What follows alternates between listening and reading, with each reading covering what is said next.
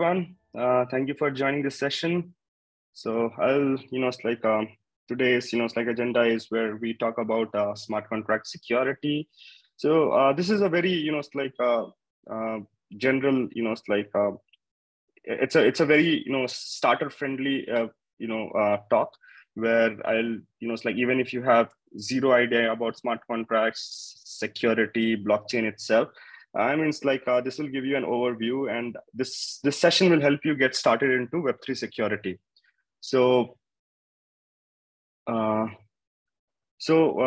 I'll just give a short introduction about myself. I am Shashank. I'm the CEO and co-founder of CredShields.com, which is CredShields, which is a Web3 security company, and we are building a product called Solidity Scan, which is a cloud-based smart contract security scanner. So in case you have experience in Web2 security, if you have heard about tools like Acunetics, Nessus, or maybe any other automation, SaaS-based security automation product, we are building something similar for smart contracts. So that's what Solidity Scan, my product, is. And regarding my past experience, I was a security analyst for HackerOne. And then previous to HackerOne, I was a security engineer at Deriv. And before that, I used to do general bug bounty hunting. So I have almost 12 years of experience in bug bounty hunting, starting from 2013 12, 13, I guess. So my name is there in Google Hall of Fame, Facebook, Microsoft, Apple. I have 30 days in Apple, iOS 10.3. So I've been into security from a very, very long time. It's like more than a decade now. And now, from Web 2 to Web 3, I transitioned from Web 2 to Web 3 because, I noticed this is going to be the future. And congratulations everyone, for picking into trying to dive into Web3 security, because I'm pretty sure even you believe that this is the future. Web3 is going to be the future of web applications, and the next generation applications which will be built on blockchain. Regarding if you have any questions, you can just I'll between few slides I'll check the chat and try to answer your questions. So if you have any questions, you can put in there, and I will try to wrap up the session in 45 minutes or so that we can have an interactive session where you can ask me questions, and and I will be very happy to answer. And thank you, Jitendra. Okay, so let's first understand, for people who don't understand blockchain, I have kept few slides for, understanding how blockchain works and, some related theories about it. So blockchain is a digitally distributed, decentralized, and public ledger that exists across a network. So there are three terms: digitally distributed, decentralized, and public ledger. So let me explain how blockchain is different from traditional architecture. So what happens is, for example, you can take a bank.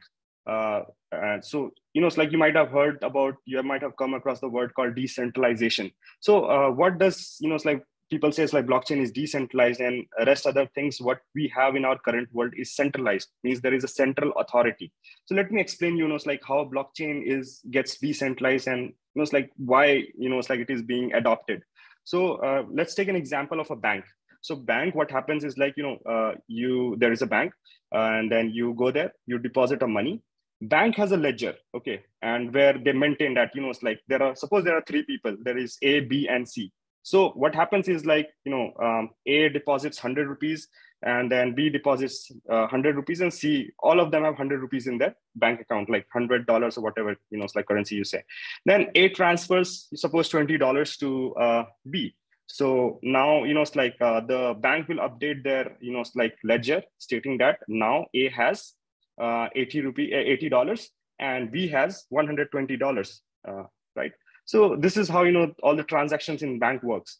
But the problem here is we are trusting a central authority that,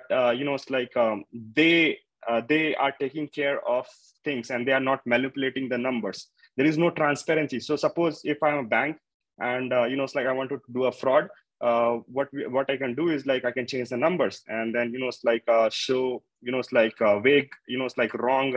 What do you say? Wrong revenues. It's like I can show a lot of wrong things because because I'm a central authority. I have it's like I don't maintain transparency for others. But how blockchain works is like. For example, we can take Bitcoin. So how Bitcoin works is like, suppose ABC has 3 Bitcoins, okay, 1 Bitcoin each. So A transfers 1 Bitcoin to, zero point 0.5 Bitcoin to B. So what will happen is like, there will be a public ledger, it's like there will be a public ledger. That's why it is said like public ledger. There will be a public ledger, which has, it's like, which can be accessed by anyone, A, B, and even C. And they can see that, it's like how each and every money transaction happened. So there is no central authority, but everyone who operates like a node server can copy the entire ledger. So just imagine how Bitcoin works is like from 2008 onwards, whatever transactions have happened on the Bitcoin blockchain, everything like from the first transaction to the last transaction till today, just now, everything can be accessed by everyone. So there is more transparency. I can know that, it's like who transferred what, and everyone can have a ledger. But if you go to bank and ask for a ledger that, tell me, it's like, what are the deposits and what are, the transactions in your bank, the bank would deny, right? So that's why this is the thing, it's like what blockchain is solving. Blockchain is bringing transparency, for everyone. Now, let's understand, since we will be talking about smart contracts, that was the reason, I talked about Bitcoin. And then, it's like, since Bitcoin, the idea of Ethereum was derived from Bitcoin. So, it's like, that's why I explained you how Bitcoin works. So what happened, it's like in 2014 that, Vitalik Buterin, who was among the founders of Ethereum, he realized that, it's like Bitcoin has limitations. It can just be used for transaction, like peer-to-peer currency. So its limitation is that it can just be used for transactions. But Ethereum, he came up with Ethereum that, why not we start storing programs on blockchain. So, it's like, you can see, like, for a very simple example, suppose there is a gambling website, okay, and you bet on the gambling website. And but there is no transparency because it's a general Web2 application. It's a general website. Maybe, it's like the website says that, every time you toss a coin on our website, there are 50-50 odds, and then you win 50% times and you lose the rest 50% times. But there is no transparency because the code is not available to you. You don't know what is happening in the backend. So maybe the admin is malicious and they kept the ratio 7:3. So you win just, it's like 3 times out of 10. So but if the same program is on blockchain, you can verify the code. And I'll show you, it's like how, it's like you can verify a smart contract code, everything in the later slides. So that's what Ethereum does. It's like Ethereum is a programmable blockchain. So on Ethereum, what you can do is like you can upload your contracts, which is the codes which are called smart contracts, and these contract executes under certain conditions, and that is completely transparent because it is available to everyone. Okay. So the basic difference between, like Bitcoin and Ethereum is that Bitcoin is just a digital currency, but Ethereum is a utility. You can write a contract between yourself and some other person, which will execute under certain circumstances. Like, when a circumstance is met, it will automatically happen. One of the biggest example is, the lending and borrowing protocols. If you ever go to, it's like, I can actually show you a demo. It's not a demo, it's just a website. So if you go to this is one of the famous, like a decentralized application. What it does is, it will show you, it will, it's like, it will show you, I think it needs access. Okay.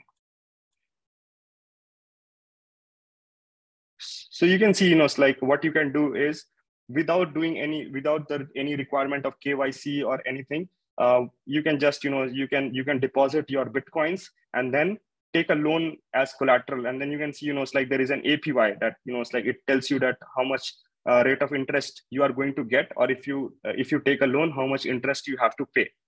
And it's a very simple banking application. But this is more transparent because everyone can see on chain that, it's like if the company has enough money to lend or not. It's like banks can just print money in the air and then give out loans, which is quite common. So these are the basic applications of blockchain, where you can have financial applications. When you can have banking system which is more transparent than the traditional one. Okay.